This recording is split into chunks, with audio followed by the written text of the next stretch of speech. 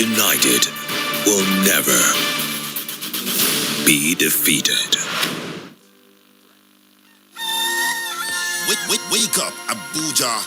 Rise and shine. Get ready to start your day on Sunrise at Citizen. Sunrise at Citizen 93.7. Join us from 5 a.m. to 12 noon as we bring you the latest news, trending topics, and the most music to kickstart your day. From politics to entertainment, sports to lifestyle, we've got you covered. Don't miss out on our interactive segments, contests, and giveaways that will keep you engaged and entertained. Start your day with a smile. So, set your alarms and wake up to the best morning show in the city. Sunrise at Citizen 93.7 FM, Abuja's go-to station for news, entertainment, and more. Sunrise at Citizen 93.7 FM, 5 a.m. to 12 noon, Monday to Friday.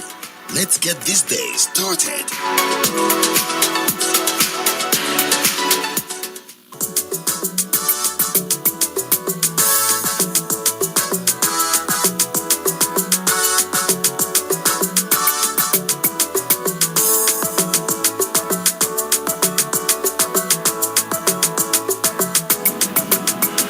Thank you so much, for joining us on Super Citizen Newspaper Review on Citizen 93.7 FM Abuja. My name is Lawrence Omoite, and it's the last edition for this year.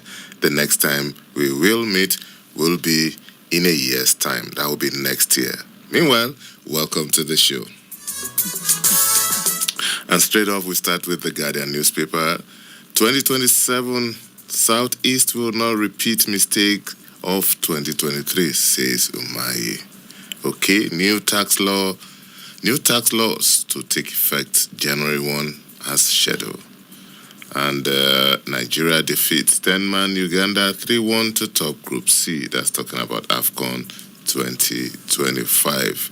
And the moral burden of 720 billion naira contractor debts. 2027 will be to join ADC for showdown against APC. And NDIC reaffirms compliance with regulations, seeks stronger capacity to protect depositors. And cooking gas, over 20 million households stick to firewood charcoal over affordability. And there is only one governor in Rivers State, Ohaneze replies Wike. Tinubu ignores suspension calls, insists new tax laws take off tomorrow. Amotekun vows better Southwest protection from fleeing terrorists. And Tinubu okay's Rotimi Oyedepo as Director of Public Prosecution.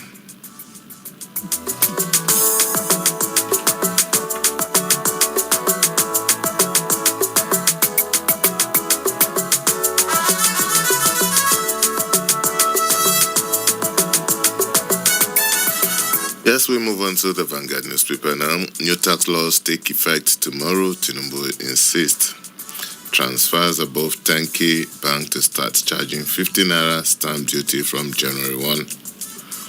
And 2027, why Obi chose Enugu for today's defection to ADC. I won't defect with Obi, Alex Oti vows to remain in Labour Party.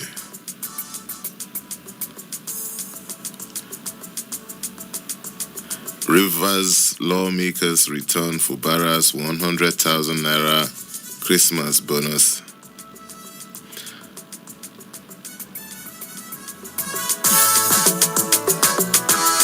All right, we move on to the Nation newspaper now. Why tax laws must take off fully now by Tinubu.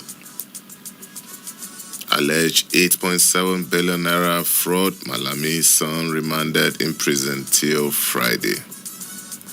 And NUC approves degree programs for Fortune University. And federal government reaffirms commitment to rule of law. Boxing War sympathizes with Joshua. will correct Rivers' leadership mistake in 2027, says Mickey. And CBN predicts 4.49% growth, 12.94% inflation next year.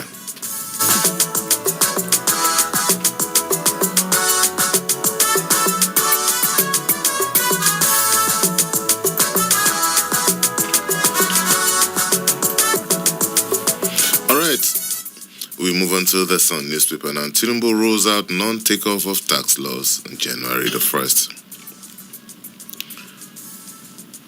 All is not well. Don't try to console me. Actor Rotimi Salami mourns all well at Demola. And tax laws, federal government won't debit your account, Taiwo Idele. And new tax regime, Tinubu's priority, money, not citizens' welfare. That's according to the PDP.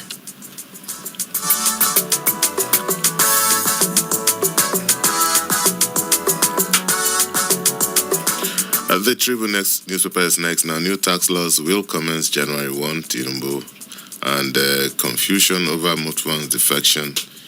Plateau PDP claims he remains party leader. And how APC's tsunami reshaped Nigeria's geopolitical map in 2025. Air offensive overwhelming bandits in Zamfara. That's military source. Okay.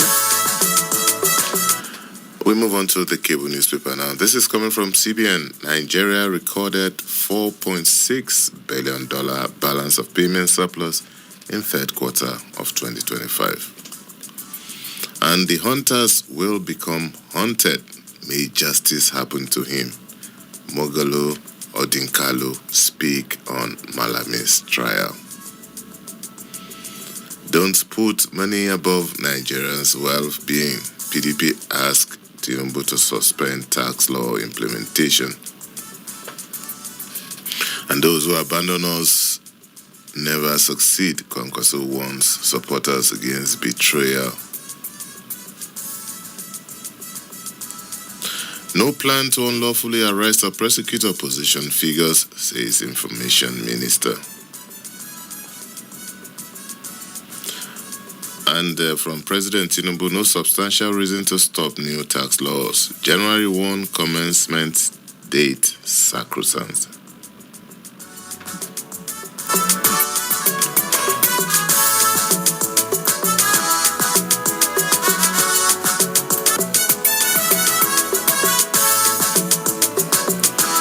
All right, this the newspaper is next now, and still on the tax law, new tax laws take off January 1. CBN projects $51.04 billion external reserves. Alleged $9 billion fraud court remands ex-AGF Malami, son, and a lady in Kuje prison. And Solid Minerals delivered 63.92 billion naira to Federation account in 11 months.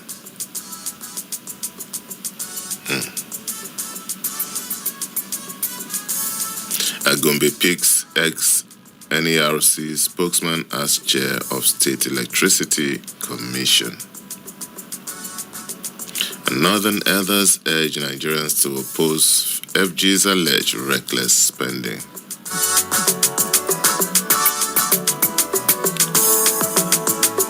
All right, we move on to the Punch newspaper now. All Tinubu insists on January 1 for new tax. Nezra shorts Kaduna oil facility over air pollution. Abia inaugurates health center, 31 buildings donated by Indigen. And Reps Deputy Speaker invites Oti to APC, promises support. And plants, mummies and daddies, how enthusiasts are energizing Nigeria's floral industry. And the fatal crash, family demands access to Joshua. FRSC awaits probe report.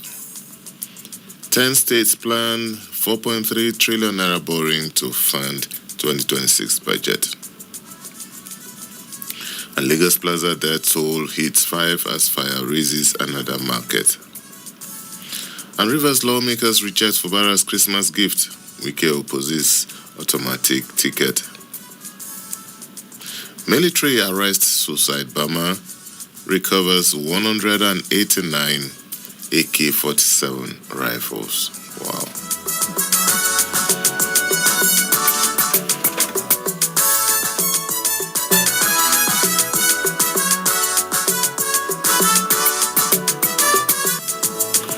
Alright, we move on to Daily Trust now. Amid uproar, Tinubu declares tax law effective January 1. And 7 trillion naira NNPC debt waiver draws flags. Anthony Joshua's crash jolts Shagamu community, family speaks. Police arrest 6,571 suspects in Kano, Ekiti. And on AFCON, Onyedika hits brace as Nigeria defeats Uganda. Malami refused bail, remanded in Kuje prison.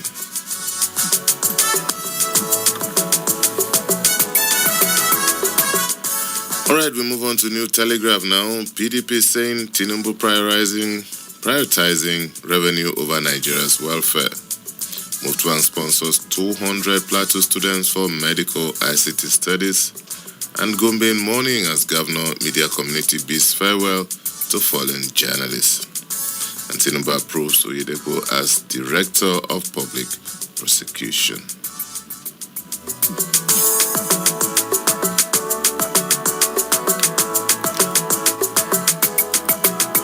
Alright, we move on to pen pushing now. And the list story here, pen pushing celebrates Tunde Lemo at 66.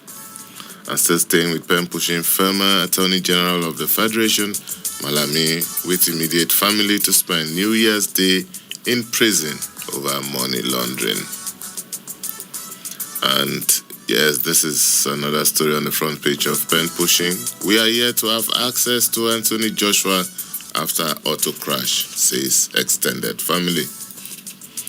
And Guild of Corporate Online Publishers condole with Freedom Online Publisher and Sons death. Still staying with pen pushing, no going back on January 1 tax law commencement, says Tinubu. And on the foreign scene, on pen pushing, United Nations calls for collective courage for better living in 2026. For more, you can check out penpushing.com.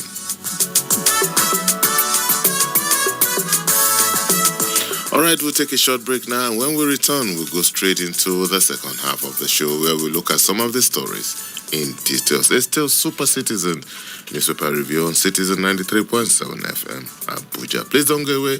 We'll be back in a moment.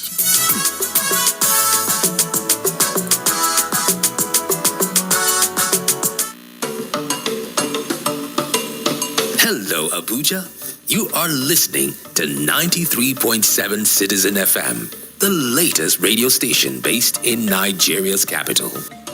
Our station seeks to broadcast a broad mix of culture and views with priority given to development programming to enable residents share ideas and opinions, music and drama. At Citizen FM, we believe in progressive talk and solution-driven conversation. Our aim is to build a united Nigeria by bringing people of diverse culture together through communication. Enjoy listening to 93.7 Citizen FM. We are more than just a radio station. We are a part of your life.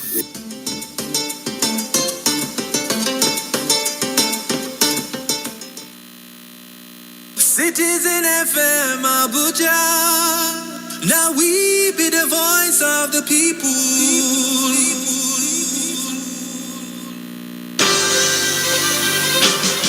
Did you miss out on the news during the week? Not to worry. Retrospect is here to make up for the missed information. Retrospect is a complete package of all the major news headlines that made the airwaves from Sunday to Saturday. Join me, Esther Musu, on the program Retrospect on Citizen 93.7 FM Abuja. every Sunday at 6 p.m. Retrospect. We keep you informed.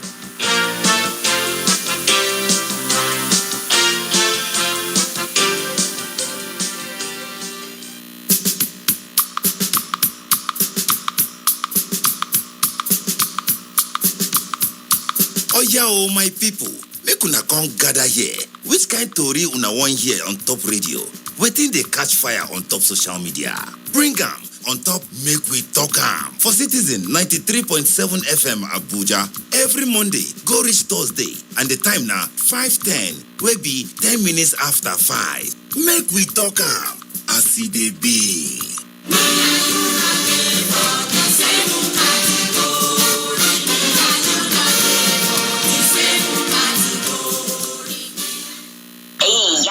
Bàbá mi tí ẹ wà ní agbègbè Àbújá àti jákèjádò orílẹ̀-èdè Nàìjíríà.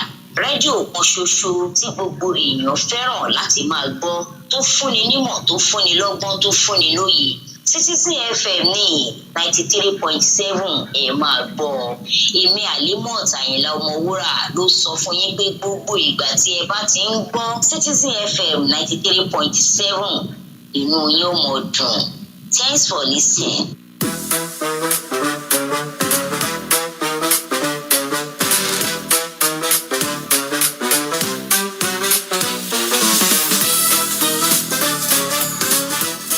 It's always a pleasure to host you on Situation Room.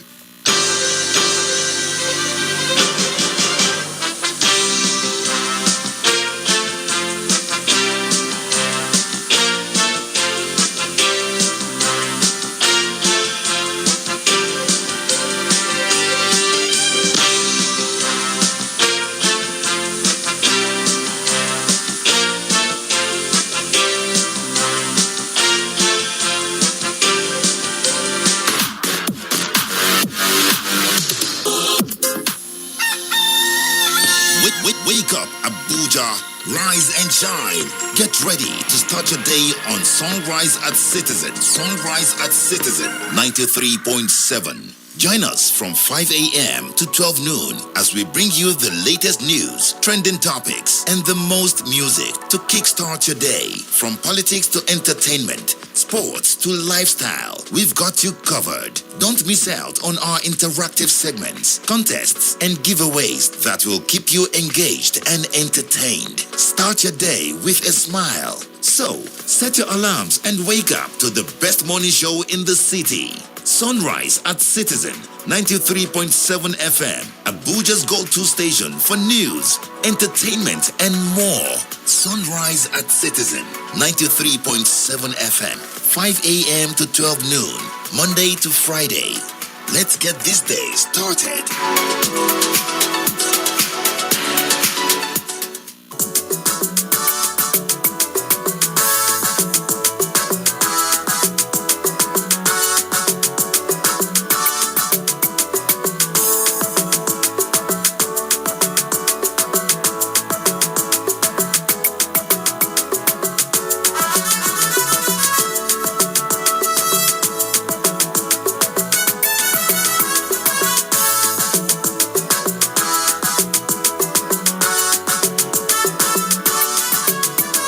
Thank you so much for staying tuned. It's still Super Citizen Newspaper Review on Citizen 93.7 FM Abuja, and it's the second half of the show. This is where we look at some of the stories in details, and also this is where we unveil Mr. Salmon Salami. Good morning, sir.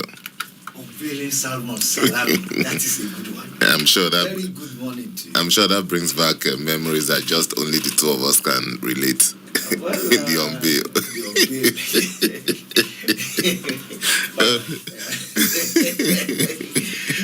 Well, good morning to you, our Super Citizen listeners. Please don't mind us. All right. Thank you so much for joining us, Mr. Salami. It's the last day of the year. It's the last edition of the year, and that's according to the calendar.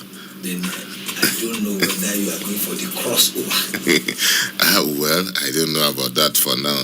Let's leave that out of it for now. Because yesterday I stumbled on serious controversy online in one WhatsApp group that I belong to, and the issue was so hot, and at a point I was wondering, is it just more than this crossover?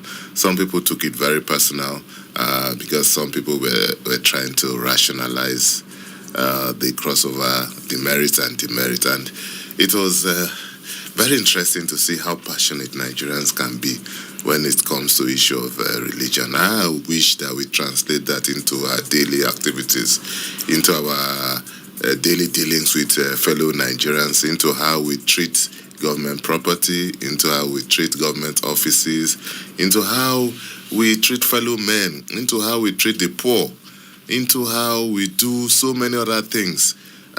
If we are that religious, then in fact we don't even need the police force again. In actual fact, the best way to cross over is to care for the poor.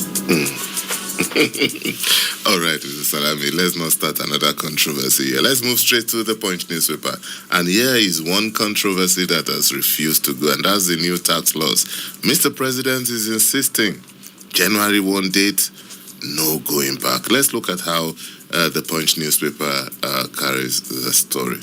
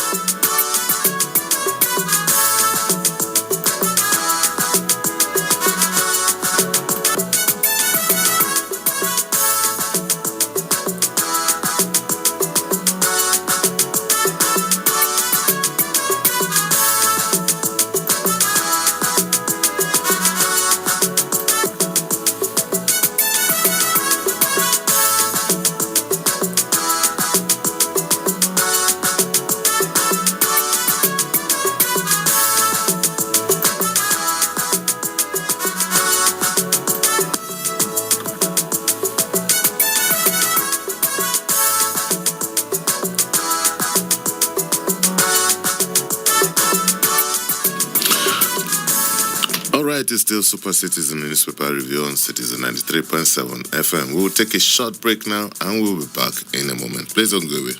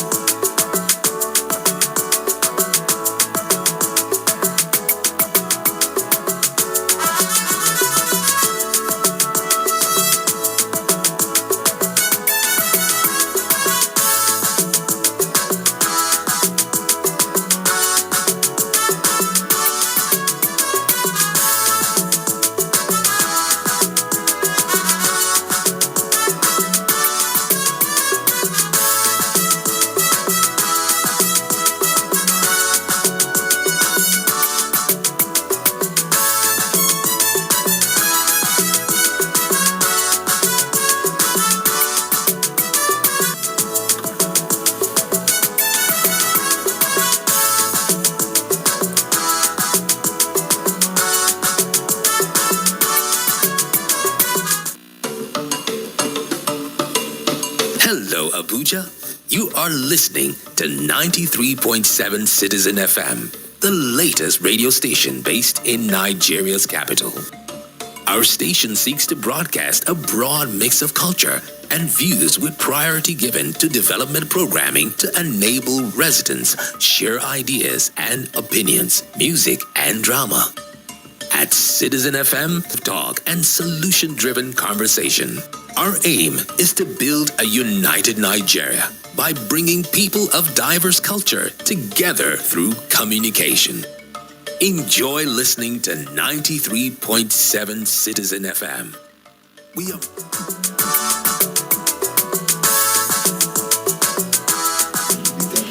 All right, thank you so much.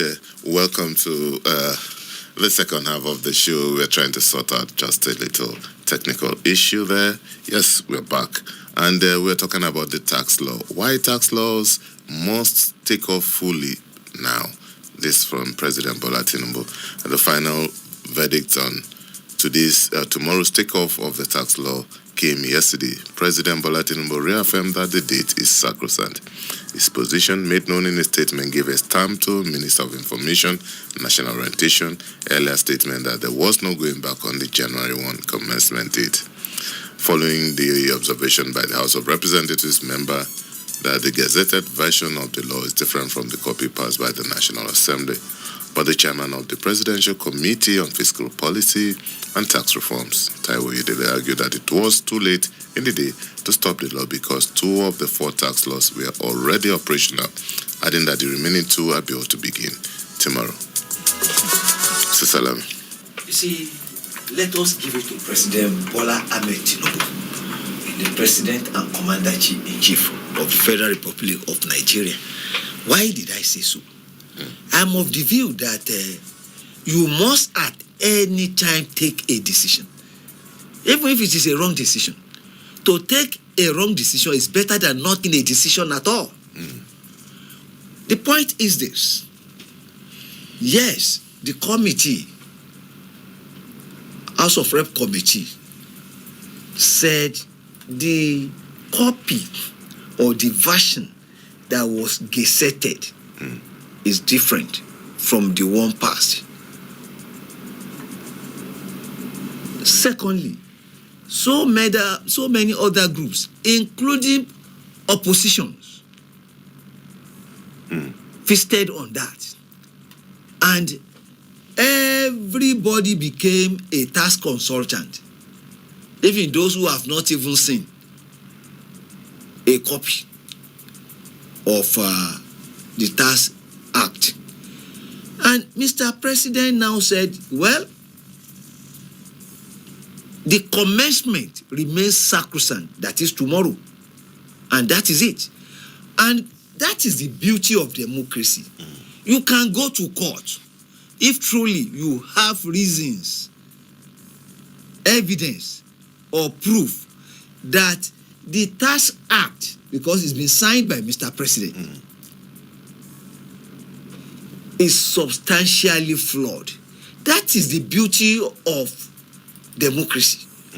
Because you will always have your say, and the judiciary will be there to look into it. It only means you have evidence. That's my assumption. But if you do have evidence, bring it onto the table, and the judiciary will do the needful, or the courts will do the needful. But in our kind, in everything we always try to look at, make a political gain out of it. I know a serial presidential candidate, and I know that he is not a tax consultant. He hardly knows anything about tax. And I'm saying this with all sense of responsibility. And we know others who play with flawed numerals. They will always tell you what happened in China, what happened in Nigeria, and what happened in Morocco. And while they were governor, we know their pedigree. There is the need for us to be factual. And I, as a person, am grateful to Mr. President that he took that decision. Put a light to what the president did. There is an opportunity to do that. And we will appreciate you better that time.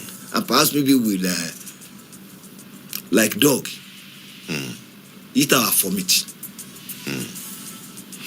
All right.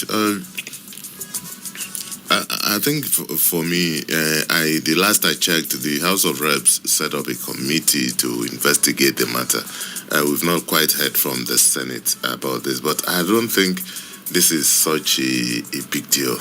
All we just need is for the National Assembly as a body. I'm not talking about the House of Reps, because the version that was sent to the President for assent was a clean copy from the National Assembly. That's after the harmonization of both houses. All we need is for the House to publish that clean copy. And then we put it side by side by the gazetted copy and look at the difference. That will just resolve all this.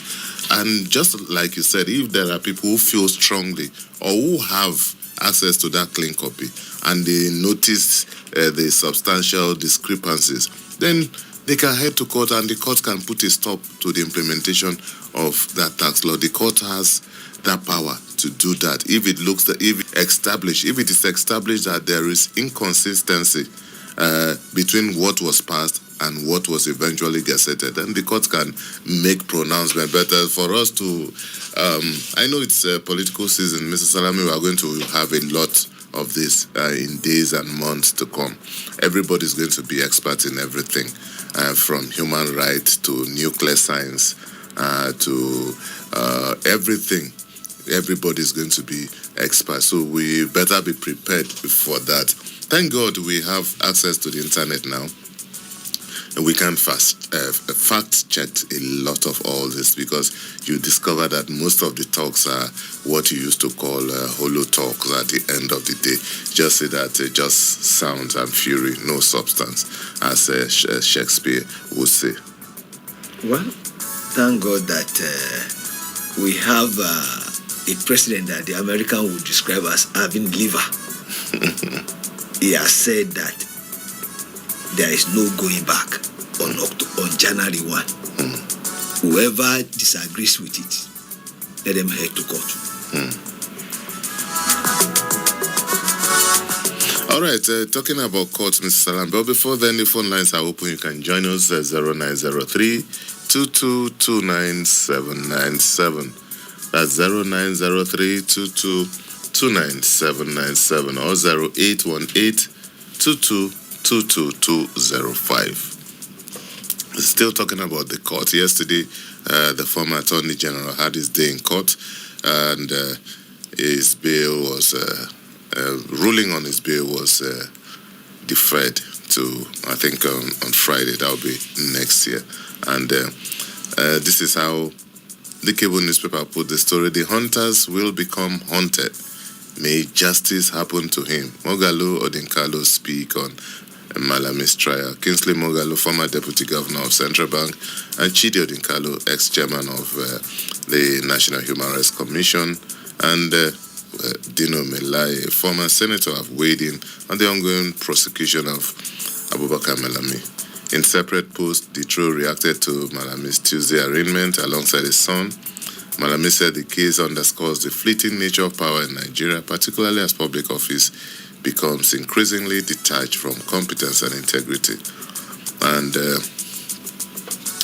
a lot was said. Odinkalo recalled Malami's tenure as Justice Minister, drawing a contrast between past events at the EFCC and the present charges against the former EFCC. Mr. Salami, I'm sure you know what is at play here.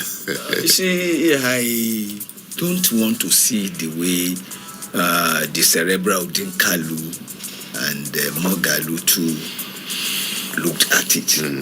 I will just offhandedly dismiss Dino, because Dino is a comedian. Of course, we all know him. But the point is this. The charges were clear. And the charges have been read to him. And he has his days now, or he will have his day in court. It's even already in court. And the issue of bail is discretionary.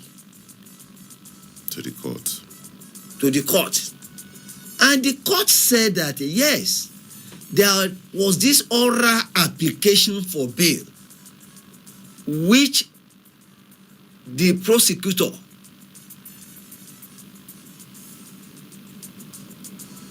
did not say yes to.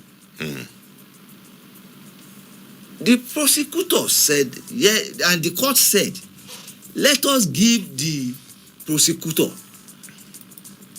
the opposition to tell us why they opposed the bail application, that it would not be wise to use the discretion in favor of Malami without listening to the other side. And it is a principle of law. You don't need to be a lawyer to know all the alternate pattern. Let the other party too. Hear the other party. And unfortunately, Barrister Malami, the former Attorney General, will do his New Year in Kuje. It only tells you one thing about life, that in life, what is permanent is change. Those who are the ones giving orders and determining who will be at home, who will be in the cell, are the very person enjoying or will be enjoying their New Year in Kuje today. That is the position of the law. And wherever there is a rule of law and not the rule of man, law is a leveler. And we have seen it happen today. That is the law that rules and not man. And because the position of the law is clear on bail and application, that is why the Almighty too are crying. The rich also cry. And this is good for all of us, so that whenever we are in a position of authority, we should be careful that we will become as this, as that. And at the end of the day, let us live like Caesar's wife. And that's what? Be above board. I'm not just being judgmental. All right, I think I get. For me, I get what Professor Odinkado is trying to say. Apart from the optics of it, he's trying to say that when you are in a position to effect positive changes that will last generations, do it. And for me, you see, Mr. Salami, every time I see or hear about issues of bail or some other issues in the court, I've covered the judiciary for a long time, and I also know what happens in other jurisprudence. Mr. Salami, we've gotten to a stage in our life that bail application shouldn't be such a dramatic issue. You and I know that Malami was going to get bail.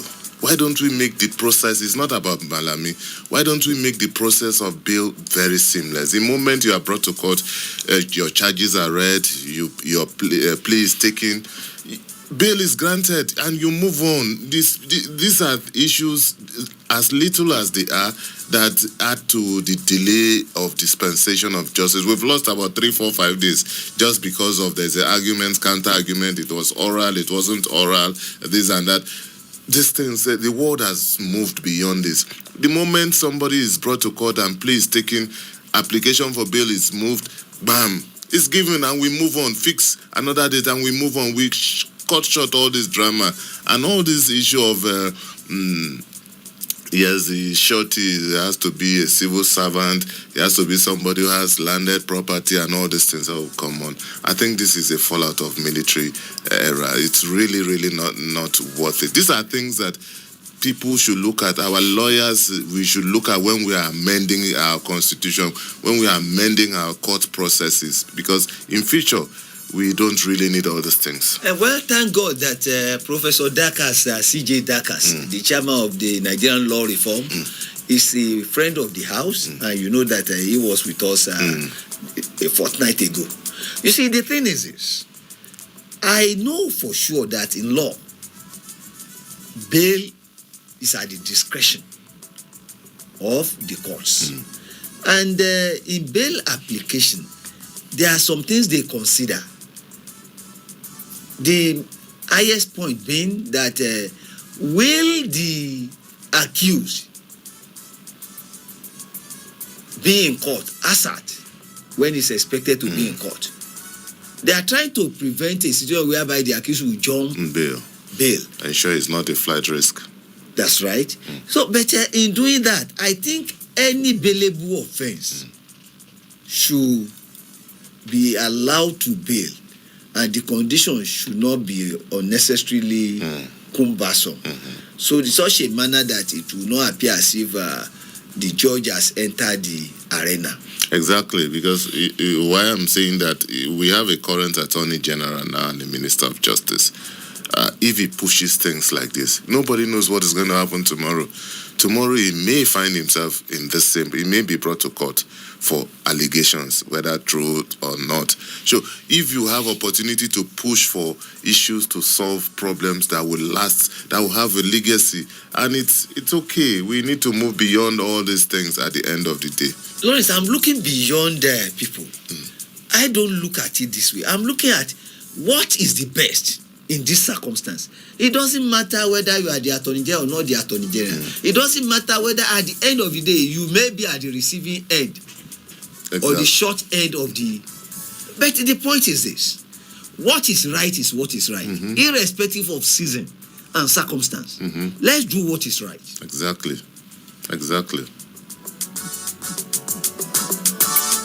All right, let's move on to the Punch newspaper. And 10 states plan 4.3 trillion naira borrowing to fund 2026 budget.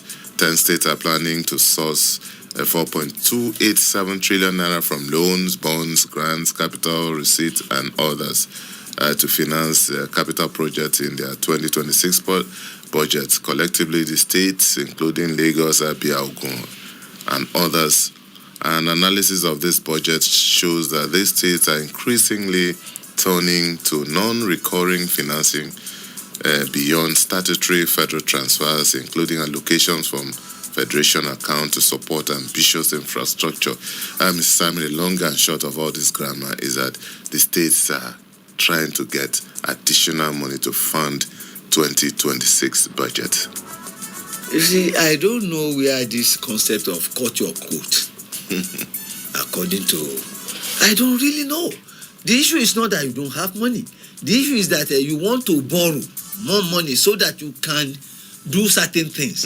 What are those things? Most times you discover that these are white elephant projects. The issue is money. Yes, I know we need money. Money for what? I'm very sure that in the mix, the poor man is not part of it. If they were, for the past few 10 years that we've been having budget, how has it impacted on the common man? In such a way that I will say, yes, please borrow it, because after all, we will feel the impact. No, it has not been that. It has always been about what is in it for them. And we are saying all these things with all sense of responsibility. Let people be at the center of the spending, of the expenditure. And let people see and enjoy the bountiful dividends of democracy. As it is today, people are not feeling it.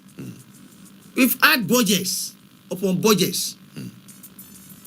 And this condition of living of our people has not changed significantly. Yeah, I think I agree with you, Mr. Salami. For me, I think it's more of capital project, and it's not just any capital project. Projects that will have direct impact on the people. Project that even if it's a long-term project, you know that yes, in the next 5 years, the community, the senatorial zone, the state will benefit immensely. If you are trying to ensure that you have a transport system that is seamless and it's going to require a lot of funding, no problem. You can do that, but you have your plans cut out for you. You know how much it's going to cost eventually, how long it will take the state to pay back, and you put the cost benefits besides everything, and you know that yes, this is something. But it's not because elections are coming, you need to be seen to be doing stuff. You decide to go and erect a cargo airport, a government house somewhere, a flyover where there are no connecting roads. Things that at the end of the day, you just know that this was just one of those issues at the end of the day. And that's why we always encourage Nigerians to ask questions. We always encourage Nigerians. The budget document should be documents that every Nigerian should have on in his or her phones. Your state, your local government should know what projects are there. And so that you monitor, if you stay in a community and there's this market, renovation of the central market, and then the primary health center and this and that. Every day you pass by, you take a look. Has anything improved? If you not, you walk into your local government chairman's office or whoever is responsible for that project and ask questions. When you do this consistently, politicians are smart people. They begin to take note that our people are really watching, and they begin to act. But when you see your representatives, the first thing you ask for, it's Christmas, it's New Year, do New Year for me. Well, he's going to do New Year for you. He's going to give you the 5,000 naira or 3,000, depending on your worth. He's going to give you 1 or 2 cups of rice, and that will be it. The next year, that project will be in the budget again, and the project will remain in the budget for the next 4 years. Well, you see, I still want to emphasize that our people should hold their public office holders, representatives, accountable to account.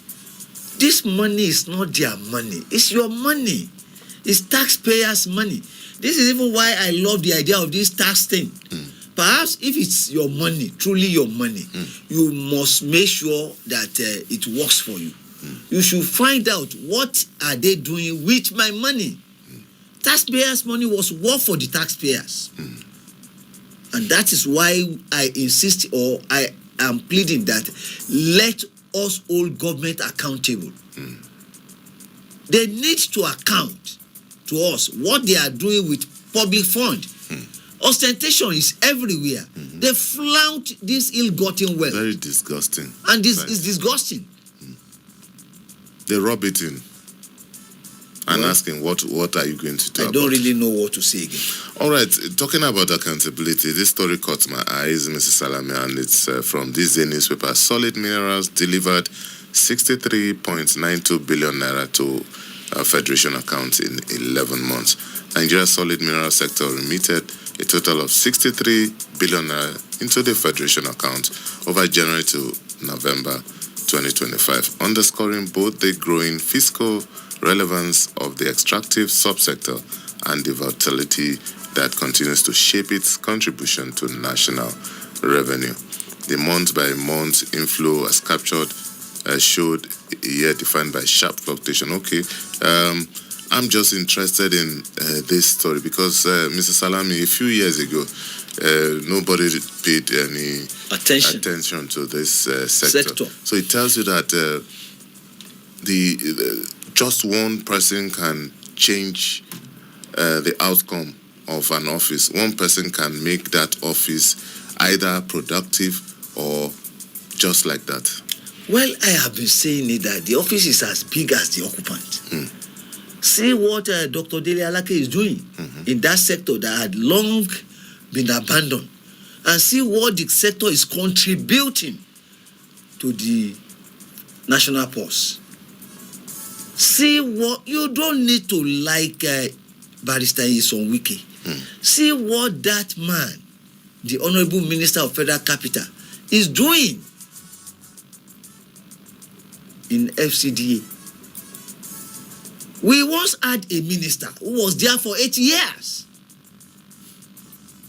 We are saying this with all sense of responsibility because you must name and shame if it is necessary. Our reward system should be such that will resonate with the people. There is hardly anybody in Abuja now who will tell you that Barrister Wike is not working. You may have your issues with him. That's a different ball game. But you must concede one thing to this man. He's a performer. And that is what we want in government. We want people who will bring succor. The core mandate of government is to improve the welfare and well-being of the people, protection of life and property. Any government that is not doing that is not what being called that name. Lawrence, we need to speak truth to power. Exactly. But responsibly. Well, Mrs. Salami, since you brought in the issue of Mr. Wike, before we come to that, let's take this call. I think we have a call here. Okay. Hello, good morning. Hello, good morning. Mr. Lawrence, how are you? Fine, good morning. How It's fine. Is this Salami? Happy New Year in All right. Thank you so much for calling, my brother. So, please. All right. This time around, we hope to say our prayer is now accepted by God. Okay. But what is happening? Because they grant our prayer. All right. Thank you so much, Salami. It's always a pleasure to have you call us. God bless Nigeria. Amen. Thank you so much. Yes, the number to call 0903-22-297, and you can call us on 0818-2222-205. Mr. Salami, I said since you brought in Nyesom Wike, he has his own fair share of media attention this morning, and there's a story from the Guardian newspaper that only one governor in Rivers, Ohaneze leaders, reply Wike, and there's this one too from the Punch newspaper. Lawmakers reject Fubara's Christmas gift. Wike opposes automatic ticket. Let's start with the Guardian newspaper. And former lawmaker and President General of Ohaneze Ndigbo, John Bata, has fired back at the Minister of the FCT over his recent comments on River State politics, declaring that there is only one governor in River State, whether he likes it or not. Bata made the remark during a celebration. Okay, and the minister has said something that brought about this, and I'm trying to get that. Okay, so the long and short, let's move on to the Punch side of the story. River State House of Assembly rejected 100,000 naira Christmas gifts credited to the account of lawmakers on the orders of the governor, describing the transfer as unsolicited and unlawful. Okay. They accuse the governor of consistently drawing from the state consolidated revenue without legislative approval since assuming office. Civil servants in the state, by contrast, receive similar Christmas bonuses following standard approvals. And meanwhile, the minister of the FCT used a visit to Kanabori in Kana local government to caution Rivers residents against repeating what he called a leadership mistake in 2027.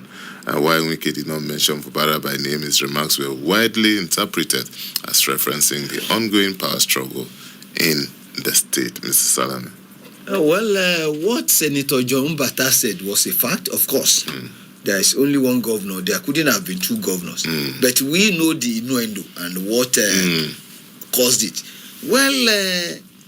This is where I want to plead with our brother, Barrister Nyesom Wike, that he should tread softly. And it's not all battles that you get involved in. On his thank you tour of the local governments, the tirade was flying.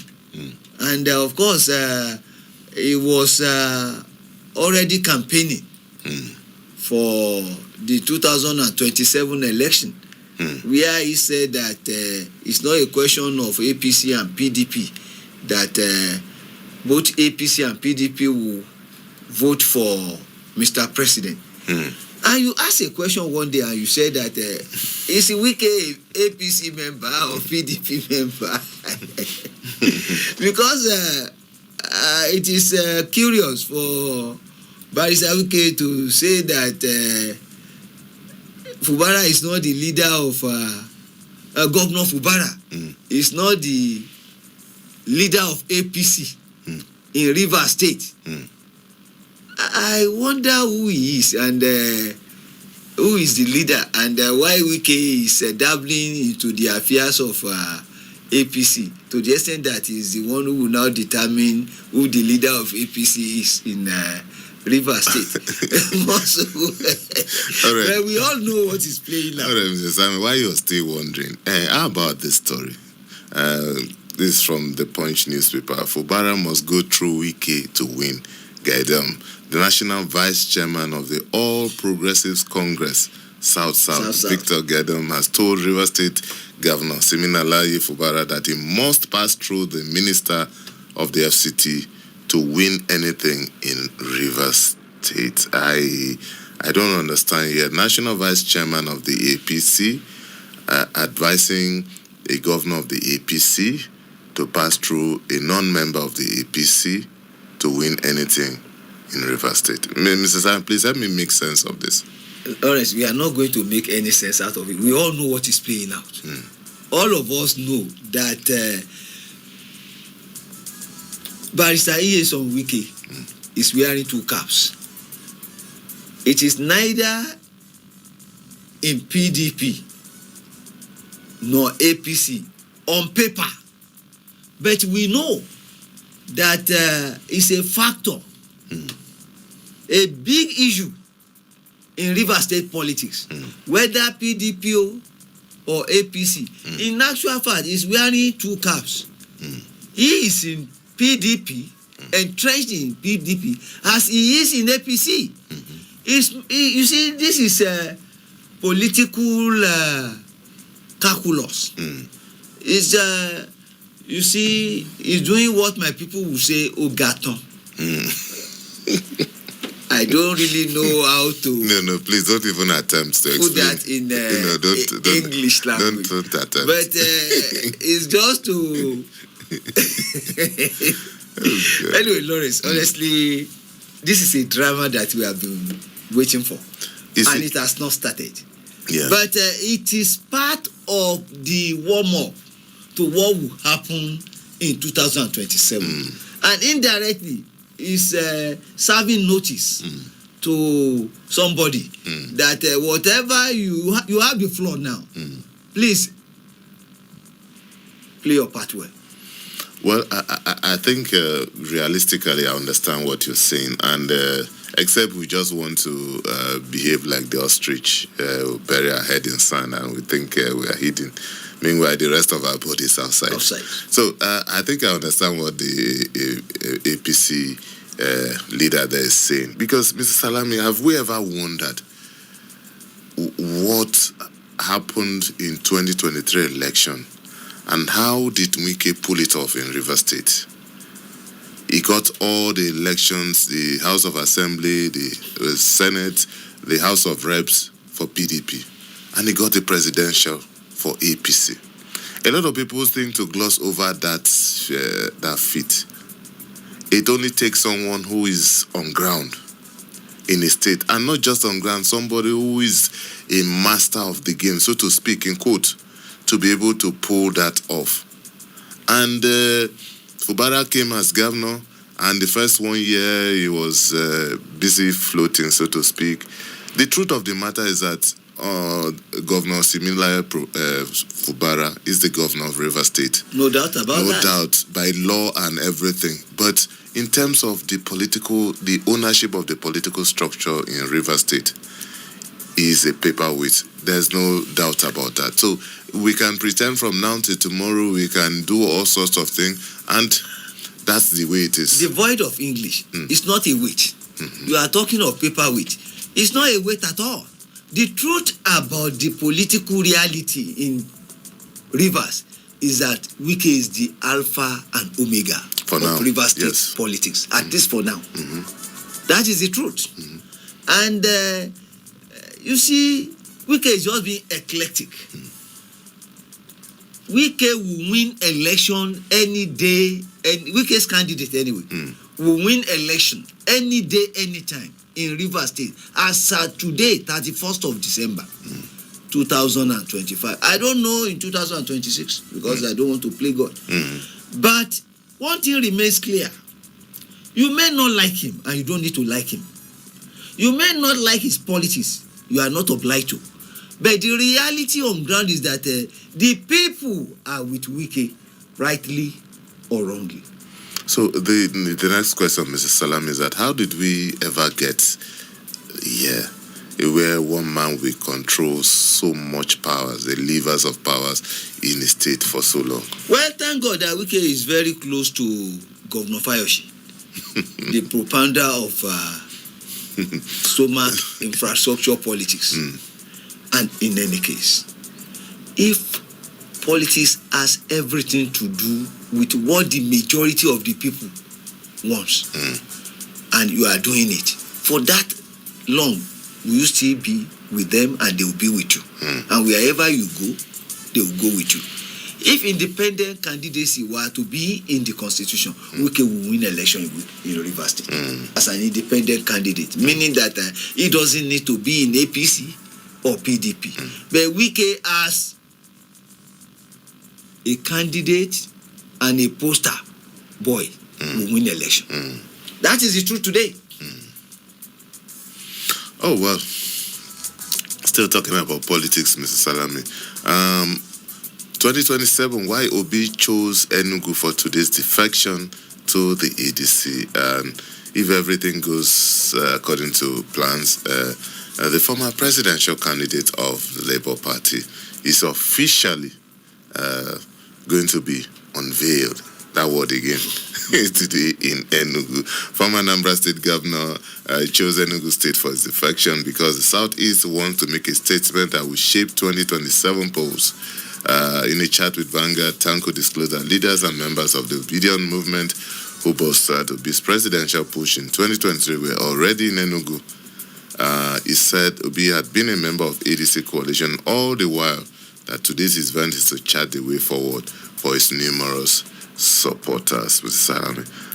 At last, political watchers, just like Tanko said, had always known that Peter Obi was at least sympathetic to the cause of the ADC all this while. But today, he's going to be officially unveiled as a member of the ADC. Well, when you look at Atiku and you look at Peter Obi, you, especially their political history, they have been to almost all the parties available. No, Mr. Simon, that's an exaggeration. We have close to 30 political parties now. No, not all. And when you say almost Oh, all, sorry, to many. To Okay. so many political parties. Okay. Peter Obi was elected governor on the ticket of APGA.